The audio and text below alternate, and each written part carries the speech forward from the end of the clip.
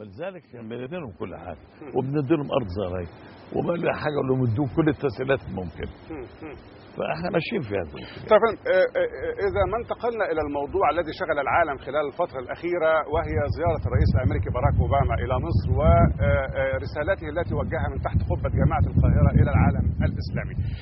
ما هي رؤيتكم سيد الرئيس لمستقبل عمليه السلام في اطار المشاورات التي تمت بينك وبين الرئيس اوباما، وما تقييمك في البدايه لخطابه ورسالته التي وجهها للعالم الاسلامي؟ اولا الرئيس اوباما شخصيه ثانيه تختلف عن الرؤساء السابقين في الولايات المتحده الامريكيه. نجح قال لك رئيس امروش في المطار، لا الاتفاق ان احنا ما نتقابلش في المطار، هم ما بيعملوش كده. فاستنيته في قصر القبه وعملنا الاجراء في اللازم وفطر معانا، قعدت معاه حوالي 50 دقيقه بنتكلم انا اتكلم في قضيه السلام، اتكلمت معاه عن القضيه الفلسطينيه.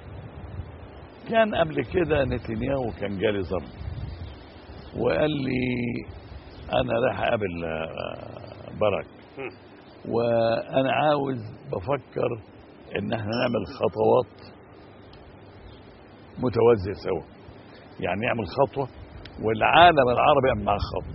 قلت له مش هينفع الكلام ده، ما ينفعش.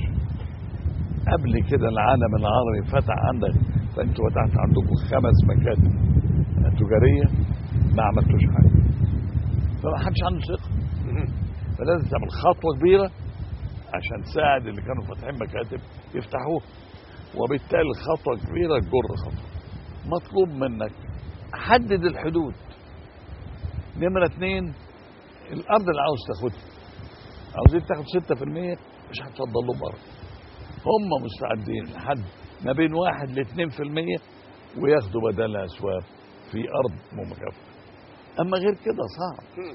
ما تفتكرش انك انت عاوز تعمل خطوه وعاملين خطوه ما بيثقوش فيه. تقول كده بخلينا فاهمين، ما حدش مصدق. قلتوا هنبطل مستوطنات ما بطلتوش قبل كده، انا مش هنبني ما بطلتوش، انا علي ادوميم قربت على القدس بقت حته واحده. فالكلام ده ما ينفعش. اوباما متفاهم الموضوع ده كويس قوي وهيحاول بقدر المستطاع واتكلمنا. بس اللي انا بقوله ايه؟ يا اخوانا يا فلسطينيين، انتوا هتضيعوا قضيتكم بايدكم.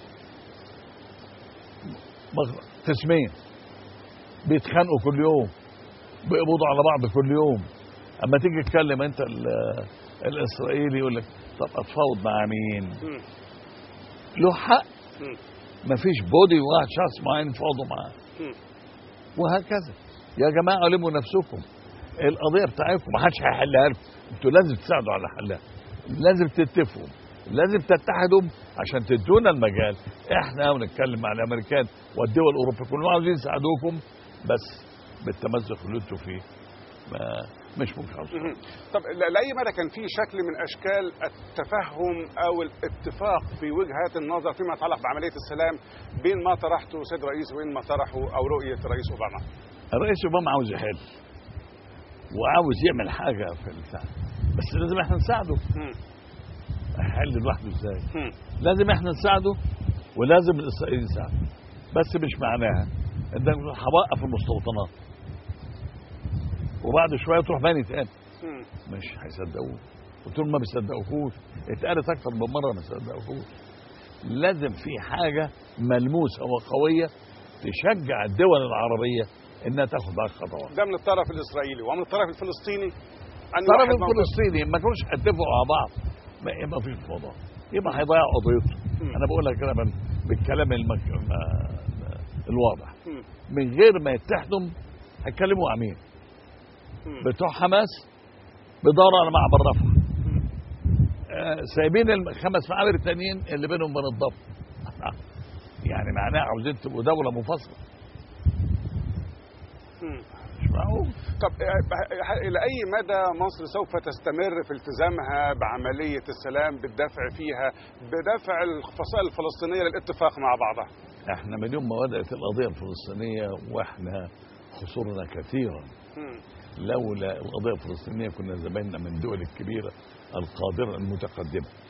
احنا راح لنا فوق ال 150,000 شهيد بسبب القضيه الفلسطينيه، ولا زلنا ملتزمين وهم موجودين عندنا امبارح وجابوهم عشان يقول لهم بطلوا تشتموا بعض، بطلوا تحبسوا بعض، بطلوا تخانقوا مع بعض، يا جماعه اتفقوا عشان نقدر نلاقي صوت واحد نكلم بيه العالم. ما كل ما قابل امريكاني يقول بس الجماعه دول ايه؟ قابل فرنساوي يقول لا مش هيتفقوا، تقابل ايطالي، تقابل كلهم بيتكلموا مش فالموضوع في ايه الفلسطينيين؟ طيب حتى الإدارة الأمريكية بتطرح مفهوم حل الدولتين، وميتشل في زيارته للمنطقة أكد على مسألة حل الدولتين وتحدث عن دولة فلسطينية ودولة إسرائيلية يهودية، والدولة الإسرائيلية تصر على عدم الوصول إلى حل الدولتين. في رأيك هتوصل لفين الحكاية؟ أقول لك حاجة، إسرائيل هتوافق على حل الدولتين يعني بيني وبينك بصراحة ما لهاش محل مفر من كده. وفي مناقشتي مع نتنياهو قلت له ما فيش محل، ما رفضش، لكن حل الدولتين هيحصل دولة إسرائيلية ودولة عربية. هو كان قال لهم إيه؟ دولة يهودية. كان في خطاب الرئيس هاري ترومان سنة 1948 لما جه ينشئوا يوافقوا على إنشاء دولة إسرائيل، كان جيوش ستيت، راح شاط أنا معايا المستند جبنا صوته من الأم تحت شاطب جيوش ستيت الإسرائيل ستيت، اديتها لنتنياهو قال لي فعلا ما عنديش المستند دي، واديتها لأوبرا. ما فيش حاجه اسمها جيوش ستيت. طب قبل ان نخرج من موضوع باراك اوباما، كيف تقيم انت سيد رئيس الخطاب او الرساله التي وجهها الى العالم الاسلامي؟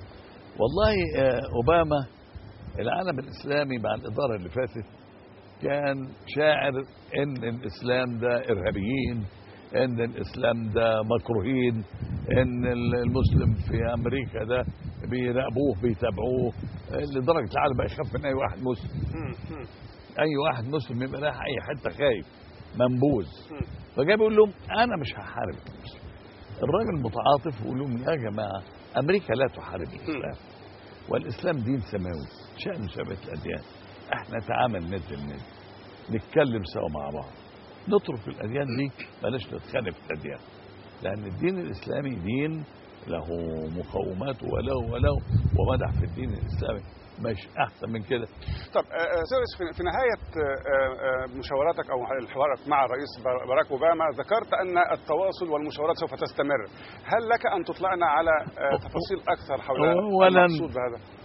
هو سالني قال لي انت ما قدرتش تجي لي، انا جيت هنا، هتجي لنا امتى؟ قلت له ما احنا هنتقابل في G8 في روما يوم 8 يوليو. قال لي طيب هو عاوزاك تبقى تجي لنا بقى، نجيلكوا امتى؟